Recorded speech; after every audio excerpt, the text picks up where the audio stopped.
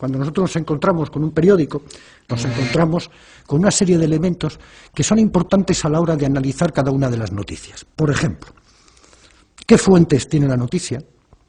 ¿Qué titulares tiene? ¿Qué noticia y qué información se da? ¿Es de enviados especiales o es de agencia? ¿Qué editoriales hay en los periódicos? ¿Qué artículos de opinión? Por ejemplo, digamos respecto a las agencias que, sin irme muy lejos, entre los imperios mediáticos, Harsan, Murdoch, Berlusconi, Bertelsmann, más las agencias, AP y UPI en Estados Unidos, la Reuters en Inglaterra y France Press en Francia, controlan aproximadamente entre el 80 y el 85% de las noticias que se producen en el mundo y cómo se transmiten también. Es decir, la batalla de las ideas es algo que es fundamental para la clase dominante. El poder, la propiedad de los medios de comunicación, tanto sean televisión como prensa, es fundamental. ¿Por qué? Porque a través de ello se traduce la ideología, las ideas de la gente. Piensen ustedes siempre que lo que no se publica o no se mete no existe. Por lo tanto, si yo controlo los medios de comunicación y no te doy la voz a ti, evidentemente tú no sabe nadie que existes, y como nadie sabe que existes, tus ideas no llegan, y como tus ideas no llegan, tú no estás. Hay otra cosa que me interesa mucho también, el doble lenguaje, que se está empezando a utilizar y que se lleva utilizando ya durante mucho tiempo. ¿Cómo cambiamos el lenguaje? Fuerzas de paz, aliados, fuerzas de paz, aliados, operación quirúrgica, daños colaterales.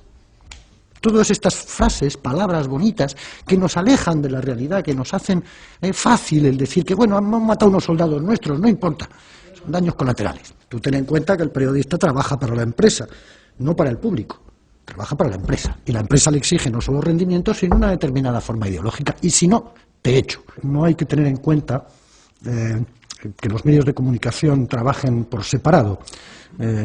Nuestro documento nacional de identidad, nuestro número de identificación fiscal, nuestra seguridad social, nuestras cuentas en los bancos, las tarjetas y los cruces de datos nos hacen prácticamente permeables y transparentes para el poder.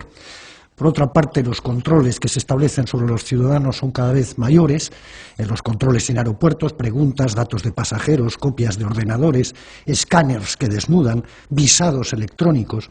Por otra parte, las bases de datos de ADN, por otros lados, los sistemas de videovigilancia, por otra parte, el espionaje en Internet, por otra parte, las escuchas ilegales, las escuchas en el trabajo, como por ejemplo en 1998, que en Alemania el Parlamento alemán aceptó una ley en la que se permitía a la policía, sin ningún tipo de cuestión judicial, poder poner micrófonos en las casas privadas, o bien los sistemas de represión posteriores, como es evidentemente la policía. En este sistema opresivo del ciudadano, en el que va desde la estructura social a la estructura económica y desde ahí a la vigilancia estricta de cada uno de nosotros, entra la cuestión del monopolio del discurso. Las técnicas modernas, las técnicas actuales, permiten maximizar de alguna manera el efecto retórico de las palabras, y los gestos de los políticos multiplican su efecto y su impacto.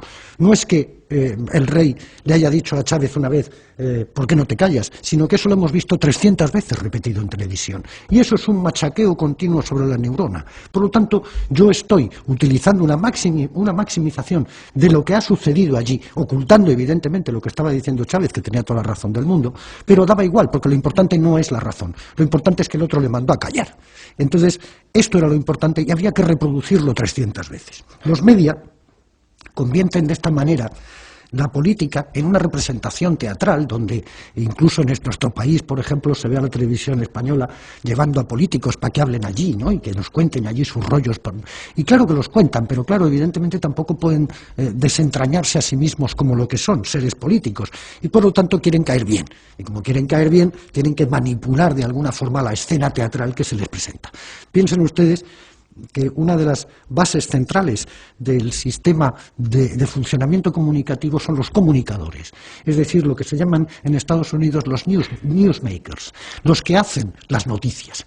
Es Hermida con aquella voz y aquella onda, es los periodistas que te cuentan una cosa mientras cruzan las piernas elegantemente, es un tipo de funcionamiento en el cual tú estás más atento a la representación teatral que a lo que realmente se te está contando. Porque cuando uno echa una mirada a la prensa española, sobre todo a la prensa escrita, se da cuenta de que es inútil hacer un análisis sobre el ABC o la razón, porque es todo tan desmesuradamente fascista que sin duda alguna no permite un esquema. Pero en cambio hay otros periódicos, como El País, que se las tiran de liberales, de progresistas, y sin embargo la van cayendo en cada una. En una de ellas titulaba muy solemnemente Chávez utiliza gases lacrimógenos contra los manifestantes. Y tú dices, bueno, esto lo veo yo aquí en España cada 2 por 3 y no es ningún tipo de problema. Veo como zurran y aquí no pasa nada. O no podemos pedirle al País que haga unas grandes noticias de izquierda porque no lo es.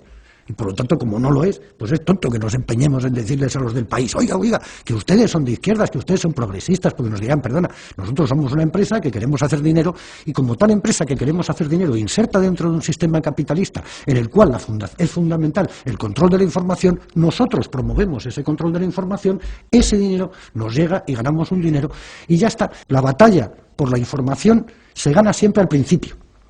Chávez es un terrorista. Y luego tienes que ser tú quien tenga que venir y decir, no, Chávez no es un terrorista, porque ya hemos dicho que Chávez es un terrorista, y a partir de ahí ya está. Lo importante es hacer pensar que Chávez es un dictador, es un autoritario, es un caudillo. Le llaman cada 2 por 3 en el país caudillo, sabiendo perfectamente lo que la palabra caudillo significa en España. Hemos tenido uno 40 años, por lo tanto sabemos muy bien lo que es un caudillo.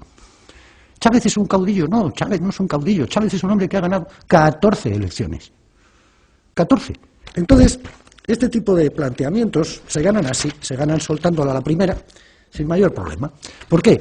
Porque yo no tengo capacidad de respuesta. Porque si tengo capacidad de respuesta, a lo mejor resulta que mando una carta al director y el director, por supuesto, no me lo publica, como le ha pasado al embajador de Venezuela en España, que no para de mandar cartas a la ABC, al País y a todos los demás, y no publicado.